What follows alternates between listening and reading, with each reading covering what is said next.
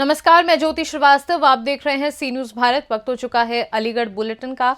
अलीगढ़ के इस बुलेटिन में बात होगी तस्वीर महल चौराहा की, जहां प्रेस क्लब में बेरोजगार मजदूर किसान यूनियन की प्रेस वार्ता हुई आयोजित।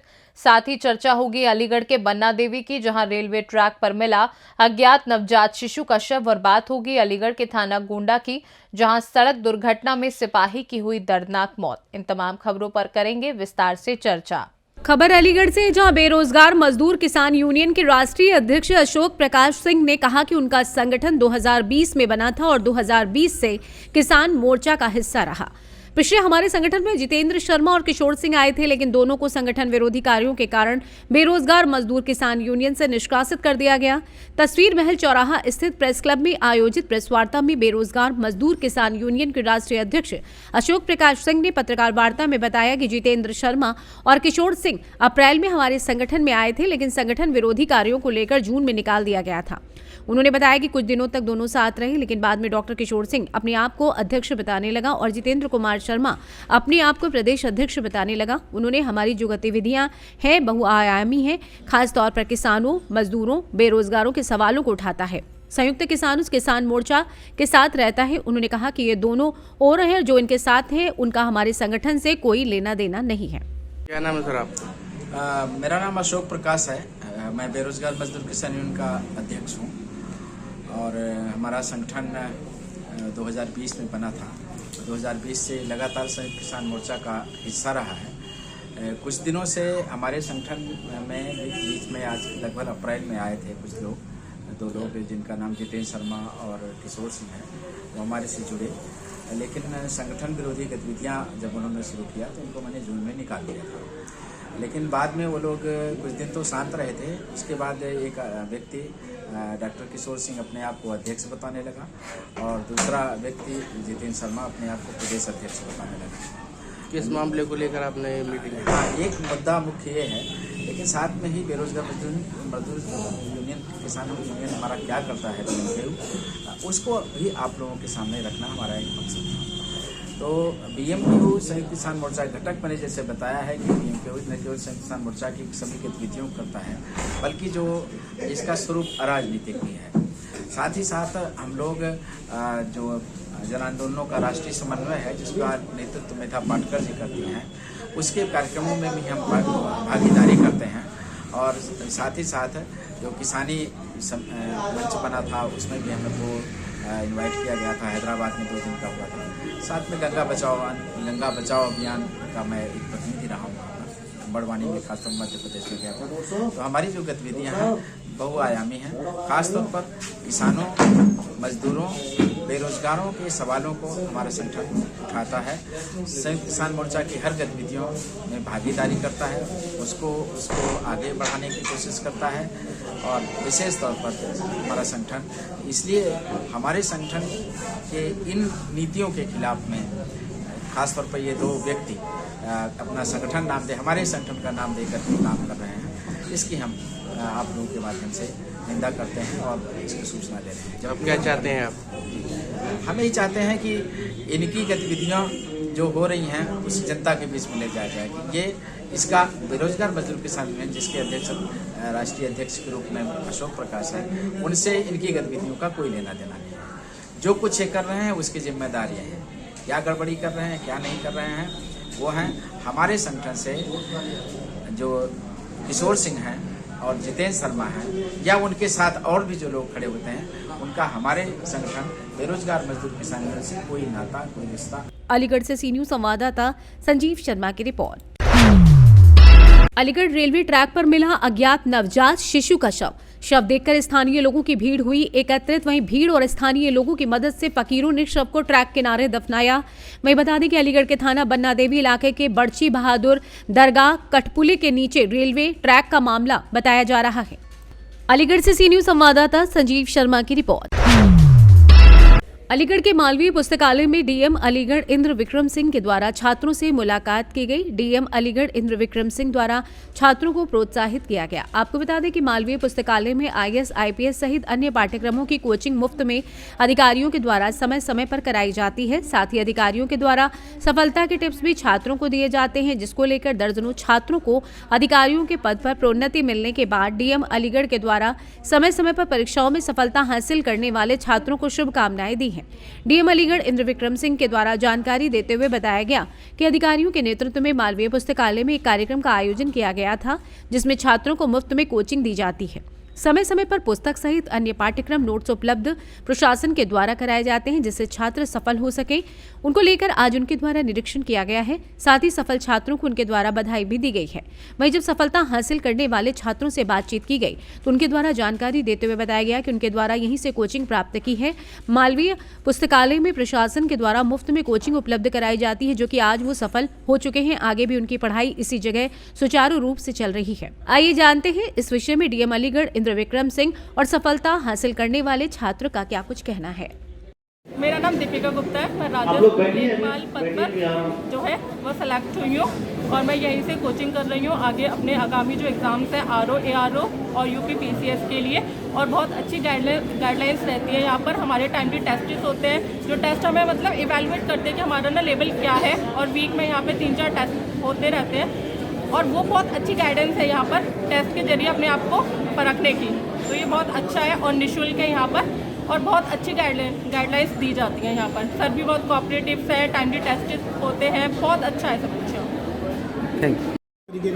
देखिए, अलीगढ़ में एक अच्छी शुरुआत हुई। जो यहाँ का मालवीय पुस्तकालय है, वहाँ पर विभिन्न अधिकारियों के द्वारा जो समय समय पर यहाँ पर तैनात रहे हैं, उनके द्वारा जो नए बच्चे हैं, एस्पिरेंट्स हैं सरकारी सेवाओं के, चाहे वो छोटी सर्विस हो या बड़ी सर्विस, उनके बच्चों के लिए एक माहौल, एक इन्वायरमेंट देने की कोशिश की गई है, जिसमें वाईफाई फैसिलिटी है। इसके अलावा उनको ऑनलाइन स्टडी मटेरियल उपलब्ध कराया जाता है। वो अगर कोई एग्ज़ाम देते हैं तो उसके जो मॉडल पेपर्स हैं वो उनको उपलब्ध कराए जाते हैं। और कोशिश ये भी होती है कि उनके आंसर्स लेकर उनको जांचा जाए और उनको इम्प्रूव करने की तकनीकी बताई जाए, उनको कैसे इम्प्रूव करना इसमें जोड़ा जाए। तो ये पिछले 5-7 सालों से इसका उल्लेखनीय बात यह है कि ये जो इन्वायरमेंट पैदा हुआ है, मैं इसका क्रेडिट किसी अधिकारी को नहीं देना चाहता हूँ, क्योंकि बहुत सारी जगहों पर बहुत सारा इंफ्रास्ट्रक्चर क्रिएट किया गया है, लेकिन उस इंफ्रास्ट्रक्चर से केवल लाभ मिल जाए ऐसा ज़रूरी नहीं है। ये बच्चों पर निर्भर करता है और इन्वायरमेंट पर निर्भर करता है, माहौल पर निर्भर करता है। तो ये जो खूबसूरत माहौल यहाँ पर अधिकारियों के द्वारा पैदा किया गया है, उसका परिणाम ये रहा है कि स्वेच्छा से दूर दराज के गांव देहात के बच्चे यहाँ पर आते हैं और इस माहौल का लाभ उठाकर छोटी से लेकर बड़ी सेवाओं तक अपनी सफलता की कहानियाँ रच रहे हैं। आज हमारे साथ 12 बच्चे यहाँ के सफल जो हुए हैं, उनमें से कुछ बच्चे यहाँ पर मेरे साथ हैं इस फ्रेम में, तस्वीर में, जिनमें लेखपाल से लेकर के और अन्य जो परीक्षाएँ हैं उनके बच्चे हैं। एसडीएम्स और जो पुलिस में सीओ बने हैं वो बच्चे हैं, और आने वाले समय में जो अन्य सेवाओं में प्रतिभाग करने वाले बच्चे हैं वो भी यहाँ पर सामने मौजूद हैं। तो यहाँ पर समय समय पर हम आकर इनका उत्साहवर्धन करते हैं, इनको मोटिवेट करते हैं, क्योंकि ये उम्र ऐसी है जिसमें निराशा बहुत जल्दी बच्चों को घेर लेती है, एक असफलता उनको तोड़ने लगती है। तो यहाँ पर जितनी भी सफलता की कहानियाँ हैं वो कोई एक रेखीय नहीं है, उनमें हर जीवन में उतार चढ़ाव आए हैं और हर आदमी पहले बहुत बार असफल हुआ है, तब वो सफल होता है। तो ये बातें शेयर करने से बच्चों को प्रेरणा मिलती है। तो उस नज़रिए से हम लोग यहाँ पर आते हैं। तो ये कोचिंग इंस्टीट्यूट निःशुल्क चलाया जाता है सर? ये कोचिंग इंस्टीट्यूट पूर्णतया निःशुल्क है। इसमें जो इसका फर्नीचर और इंफ्रास्ट्रक्चर क्रिएट किया गया है वो भी जन सहयोग से दिया गया है। और यहाँ पर जो मालवीय पुस्तकालय है उसकी जो पुस्तकें हैं वो भी बच्चों के लिए निःशुल्क हैं। कोई भी आए वो यहाँ पठन पाठन करे, अपने को इनरोल्ड कराए, और उसको ऑनलाइन जो हम स्टडी मटेरियल सप्लाई करते हैं वो भी बिल्कुल निःशुल्क है। हर परीक्षा के लिए अलग अलग प्रकार के जो हम मॉडल पेपर्स बनाते हैं वो बिल्कुल निःशुल्क है, और इनका पूरा तरीके से गाइडेंस भी निःशुल्क है। इनको अपने खर्चे पर यहाँ तक आना होता है, अपने खर्चे पर यहाँ से वापस जाना होता है। अपना खाना लेकर खुद आते हैं, खाते हैं, बैठते हैं, शेयरिंग करते हैं, सीखते हैं और चले जाते हैं। इस पूरे परिसर को इम्प्रूव करने के लिए ये भी कुछ लोगों की मांग थी। हमारी मालवीय पुस्तकालय ऐतिहासिक महत्व की बिल्डिंग है और ये चूँकि ट्रस्ट के द्वारा संचालित की जा रही, ट्रस्ट के पास संसाधनों का अभाव था, तो हमने कॉर्पोरेट सोशल रिस्पॉन्सिबिलिटी के तहत यहाँ लगभग 1 करोड़ रुपए का प्रबंध किया है, इससे इसकी गार्डनिंग और इसकी बिल्डिंग की मरम्मत इत्यादि की कार्रवाई की जा रही है, उसका भी मेरे द्वारा भी निरीक्षण किया गया। वो शुरुआती दौर पे है, तो मैं आशा करता हूँ कि आने वाले 6-7 महीने में ये और सुंदर स्वरूप में निकल कर आएगा। और इससे अगर एक बच्चा भी कहीं निकलता है तो हम अपने पास्ट को फिर से जीने लगते हैं कि हाँ, स्ट्रगल से जब किसी को सफलता मिलती है तो हम कहीं ना कहीं अपने आप को उससे कोरिलेट करते हैं। तो इन बच्चों को शुभकामनाएं देने के लिए, इनका मार्गदर्शन करने के लिए, इनका उत्साहवर्धन करने के लिए हम समय समय पर आते रहते हैं। और मेरी आप लोगों से, प्रिंट और इलेक्ट्रॉनिक मीडिया के साथियों से भी अनुरोध है कि वो कभी कभी आया करें इन लोगों के बीच में, इनसे बातें किया करें, इनकी चीज़ों को शेयर साझा किया करें। और जहाँ इनको हैंड्स की ज़रूरत, हैंड होल्डिंग की ज़रूरत हो, वहाँ आप अपना मानसिक और अन्य प्रकार का सपोर्ट भी इनको उपलब्ध कराएं। ये सब वो बच्चे हैं जो बहुत छोटे परिवारों से आए हैं, गांव देहात से आए हैं, अभाव की ज़िंदगी जी रहे हैं। तो इनको इनके बेहतरी के लिए अगर हम और आप थोड़ा सा भी आगे आएंगे और इनकी ज़िंदगी में कुछ भी अच्छा होगा तो आप और हम सबको अच्छा लगेगा। बहुत धन्यवाद, थैंक यू। अलीगढ़ से सी न्यूज़ संवाददाता संजीव शर्मा की रिपोर्ट। खबर अलीगढ़ से, जहां वात्सल्य सेवा संस्थान जो कि कड़ाके की सर्दी में यात्री जो कि ठंड से परेशान थे उनको कंबल वितरण करते हुए नजर आए। जब टीम ने देखा कि इस कड़ाके की सर्दी में रात को 12 बजे ये लोग कंबल वितरण कर रहे हैं तो हमने इनको कंबल देना, तो हमने संस्था के रौनक गुप्ता से बात की। उन्होंने बताया कि हम निरंतर ये कार्य अपने मन की खुशी के लिए करते हैं। संस्था आलोक वात्सल्य जो कि जरूरतमंद गरीबों को, बच्चों को पढ़ाने के लिए खोली थी, लेकिन अब इस संस्था का रूप बढ़ गया है। ये कोई भी आपातकाल स्थिति में अलीगढ़ के लोगों के साथ खड़ी मिलती है। इस समय सबसे भयावह समस्या नशाखोरी है। हम जगह जगह नशाखोरी में लिप्त लोगों से बात कर उन्हें समझाने का प्रयत्न करते हैं। टीम में डॉक्टर एस.के. गौड़, आलोक वात्सल्य, आशीष पाल, विष्णु कुमार, हर्षद, हिंदू, रौनक गुप्ता आदि मौजूद थे। आइए जानते हैं इस विषय में रौनक गुप्ता का क्या कुछ कहना है। हमें किस संस्था द्वारा कार्यक्रम किया गया, क्या कहेंगे? मेरा नाम रौनक गुप्ता है और हम लोग वात्सल्य सेवा संस्थान से कंबल वितरण का कार्यक्रम काफ़ी दिनों से हम लोग कर रहे हैं। और हम लोग रात में निकलते हैं 10:30 बजे, 11 बजे और हम ऐसे पात्रों को ढूंढते हैं जो वास्तव में जिनको कंबल की ज़रूरत है। हम ऐसे नहीं करते कि कोई को दे के फ़ोटो खिंचा के चल दिए। हम लोगों का गुप्त तरीके से हम लोग काम करते हैं। हम लोग संस्था के जितने भी पदाधिकारी लोग हैं, हम जो जब आते हैं तो कंधे पे कंबल डाल देते हैं। कंधे पे कंबल डालने के बाद में जो वास्तव में नीडी होता है उसके लिए हम लोग काम करते हैं। और उसके बाद में हम ये भी करते हैं कि हम लोग एक जगह बैठ के चाय पे चर्चा भी करते हैं। चाय पे चर्चा करने का हमारा विषय रहता है कि जो बच्चे जवान नशे की गिरफ्त में आके अपने जीवन को बर्बाद कर रहे हैं तो उनको एक मोटिवेशनल स्पीच होती है हमारे लोगों के द्वारा। और पिछले 20 वर्षों से ये संस्था काम करती आ रही है। आलोक जी भाई साहब हैं और जिसके महामंत्री, जो कि तन मन धन सुबह शाम उन्होंने अपना सारा व्यापार सब छोड़ रखा है इसके लिए, और वो केवल और केवल इसी काम में लगे हुए हैं। लगभग कितने कंबल का वितरण किया गया? लगभग हम 20-25 रोज बांट लेते हैं। बांटने को तो भैया 5 मिनट में 500 बांट देंगे, लेकिन हम 20-25 उन जरूरतमंद लोगों को देते हैं जो वास्तव में जरूरतमंद है। भाई साहब, अलीगढ़ से सी न्यूज़ संवाददाता संजीव शर्मा की रिपोर्ट। अलीगढ़ के थाना गोंडा क्षेत्र में पीआरबी पर तैनात सिपाही की सड़क दुर्घटना में दर्दनाक मौत हो गई, जिसकी सूचना पर मौके पर पहुंची इलाका पुलिस ने शव को पोस्टमार्टम हेतु भेज दिया है। बताया जाता है कि सिपाही ड्यूटी के बाद अपने घर की ओर जा रहे थे, तभी अचानक मथुरा हाईवे के समीप उन्हें किसी वाहन ने टक्कर मार दी। टक्कर लगते ही सिपाही बुरी तरीके से घायल हो गए, जिन्हें जेएनएमसी मेडिकल कॉलेज अलीगढ़ में भर्ती कराया गया है, जहां उपचार के दौरान सिपाही के द्वारा प्राण त्याग दिए गए। परिजनों का सिपाही की मौत के बाद रो रोकर बुरा हाल है। पुलिस ने मुकदमा पंजीकृत कर लिया है। पूरे मामले पर एसपी सिटी अलीगढ़ मृगांक शेखर के द्वारा जानकारी देते हुए बताया गया कि सड़क दुर्घटना में सिपाही की दर्दनाक मौत हो गई है और शव को पोस्टमार्टम के लिए भेज दिया गया है। पुलिस पीड़ित परिवारजनों के साथ हर तरह के सहयोग को तैयार है। आइए जानते हैं इस विषय में मृतक सिपाही के परिजनों मृगांक शेखर का क्या कुछ कहना है। तो भाई, क्या नाम है आपका? मेरा नाम माधव प्रसाद कौशिक है। कहाँ रहते हैं? मैं समृद्धि टाउनशिप में रहता हूँ। ये कौन है जिनकी मौत हुई है? ये दिनेश चौधरी है, हमारे पड़ोसी हैं जी। क्या करते थे ये पुलिस विभाग में। क्या हुआ है, कैसे इनकी मौत हुई है?